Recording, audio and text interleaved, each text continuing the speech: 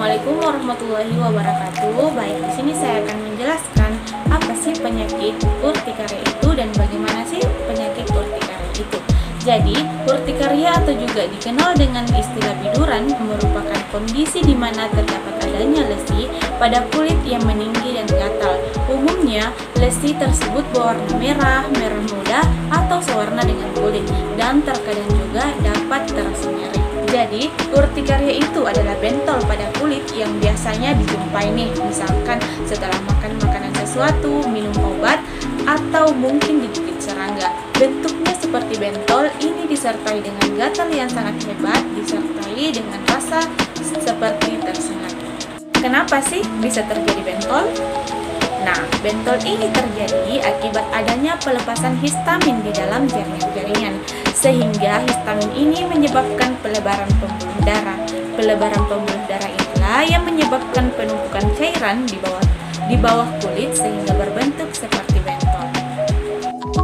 Baiklah, di sini saya akan mencoba untuk menjelaskan apa saja penyebab dari penyakit urtikaria ini. Dimana kita ketahui bahwa penyakit urtikaria atau penyakit biduran ini biasanya disebabkan oleh reaksi alergi terhadap sesuatu yang kontak langsung dengan kulit atau yang dikonsumsikan oleh pasien. Ketika seseorang memiliki reaksi alergi, tubuh akan melepaskan histamin ke dalam darah manusia, dan histamin itu adalah bahan kimia yang diproduksikan dalam tubuh dengan upaya untuk mempertahankan diri terhadap infeksi dan penyusupan luar lainnya. Sayangnya, histamin ini dapat menyebabkan pembengkakan, gatal, dan banyak gejala lainnya. Dalam hal ini, alergi itu dapat disebabkan oleh beberapa faktor, antara lain satu, serbuk sehari, yang kedua, obat-obatan, yang ketiga, makanan, yang keempat, bulu binatang, yang kelima, gigitan serangga. Dan juga selain itu, penyakit ini dapat disebabkan oleh hal-hal lain seperti satu, manusia yang kebanyakan kepikiran atau stres, yang kedua, pakaiannya terlalu ketat, yang ketiga, olahraga, yang keempat, penyakit atau infeksi lainnya. Baiklah, di sini saya akan menjelaskan tentang manifestasi klinis atau gejala penyakit urtikaria. Pada umumnya, urtikaria memiliki tanda dan gejala sebagai berikut. Yang pertama, lesi kulit yang menonjol dapat muncul di area tubuh manapun. Yang kedua, lesi muncul secara berkelompok dan cenderung bersifat gatal. Yang ketiga, lesi dapat berwarna merah, merah muda, dan berwarna kulit. Apabila lesi ditekan, warnanya akan memudar. Yang keempat, benjolan biasanya tidak bertahan lebih dari 24 jam. Mengapa demikian? Karena dia akan membentuk benjolan baru. Nah, urtikaria ini juga tidak selalu muncul sebagai benjolan, akan tetapi dia muncul dapat berupa bintik-bintik kecil dan bercak-bercak merah. Selanjutnya, saya akan membahas tentang bentuk-bentuk urtikaria. Nah, urtikaria dapat berbentuk bulat seperti cincin atau dapat berupa bentuk lain yang dapat muncul pada berbagai lokasi tubuh.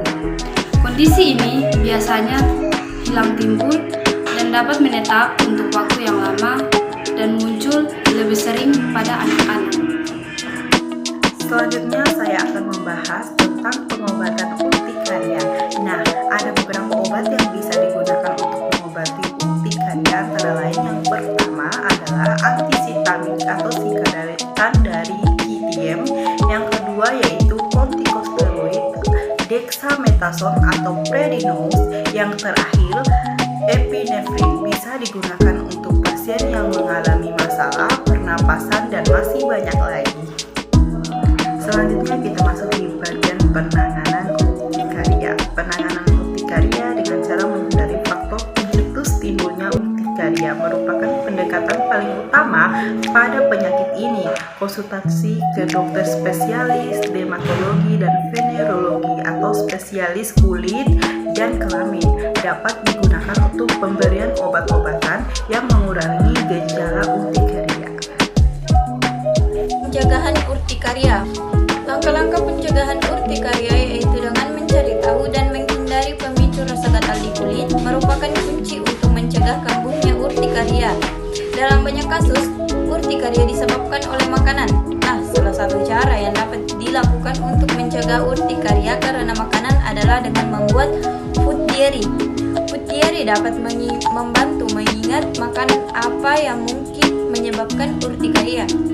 Beberapa obat juga dapat menimbulkan urtikaria, sehingga penting untuk mencatat obat dan suplemen apa saja yang dikonsumsi sehari-hari. Gatal akibat urtikaria dapat mengganggu aktivitas sehari-hari. Oleh karena itu, gejala urtikaria yang Anda alami semakin memburuk atau berlangsung lebih dari 3 hari, sebaiknya periksakan diri ke dokter.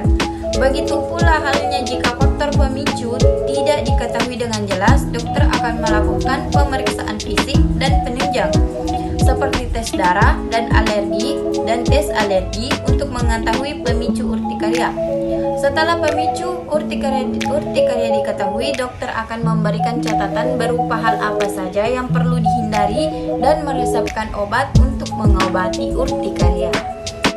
Di sini saya akan menjelaskan bagaimana cara seorang perawat memberikan edukasi kepada pasien yang terkena penyakit urtikaria. Yang pertama, sampaikan kepada pasien bahwa untuk menghindari pencetus urtikaria. Nah, jika diketahui pada kebanyakan kasus urtikaria ini bersifat akut dan bersifat swasirna atau bersifat sementara dalam beberapa minggu. Yang kedua, sampaikan pula bahwa urtikaria dapat berakibat fatal jika disertai dengan angiodema. Apa itu angiodema? Yaitu pembengkakan pada lapisan kulit. Yang ketiga, minta pasien untuk tidak menggaruk lesinya karena dapat membuat lesi tersebut meluas ke seluruh tubuh. Sampaikan pula mengenai tanda bahaya pada urtikaria, misalnya bengkak dan sesak napas, dan tekankan juga bahwa gejala dapat memburuk dengan cepat sehingga pasien membutuhkan penanganan segera.